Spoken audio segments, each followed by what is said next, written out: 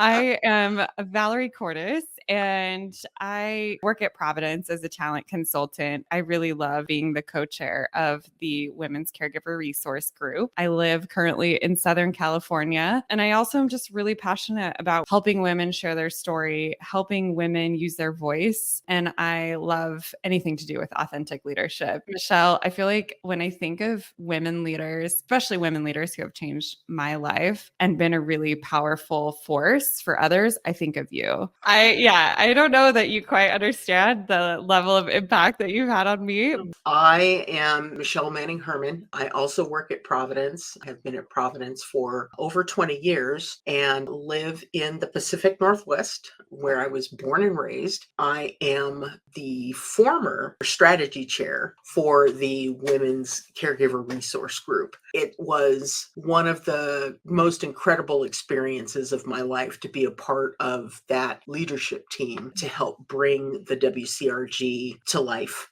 And it is so exciting to see you and the others really begin to make it your own. I'm thrilled to have been a part of that. I love the fact that we are an organization that was founded by strong, I would want to say fearless women. And we continue to have amazing women leaders within the organization who we can look up to and learn from. So that's one of the things about Providence that I absolutely love. I am a senior program manager within strategy planning and leadership services. And so I work with our executives on a number of their strategic meetings. It's been a great 20 years. I forget that you've been with the organization for 20 years.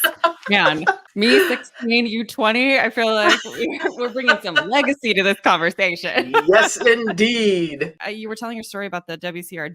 How did you start working with this group? I was fortunate enough to work with individuals who I would call my work BFFs. And two of them had decided to start this group where they would reach out to women leaders and have them come and speak to us over a lunch hour about their experience in the workplace and as leaders. That quickly morphed into the Shared Services WCRG as we began to develop more activities for folks to participate in. There was one that I know I needed some help with, and Valerie, you had volunteered to help out with some of the planning for one of our events. And so I had the chance to meet you and talk about what we were trying to do. Yes. We wound up having a very successful event, but it was almost kind of a baptism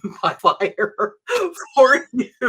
You're right. Like on the outside, I don't know that anyone else realized that we were like a duck, paddling furiously under the water, trying to get this thing off the ground and figure it out. Yes. I kind of forget about that, honestly, because I always think about working with you in the coffee chat, like just some of the things we started, but I forget about that as like the induction. I remember afterwards being so excited to continue our friendship and conversations as we wound up kind of moving through the pandemic and post-COVID. During COVID, the WCRG really became a lifeline for a lot of our caregivers to continue to maintain a sense of community despite being in our own homes trying to get work done amidst the kind of chaos that was going on. And so we found that we had the opportunity to be more than just a place for us to have conversations about imposter syndrome. We had the ability to really reach out and care for one another during some really difficult times.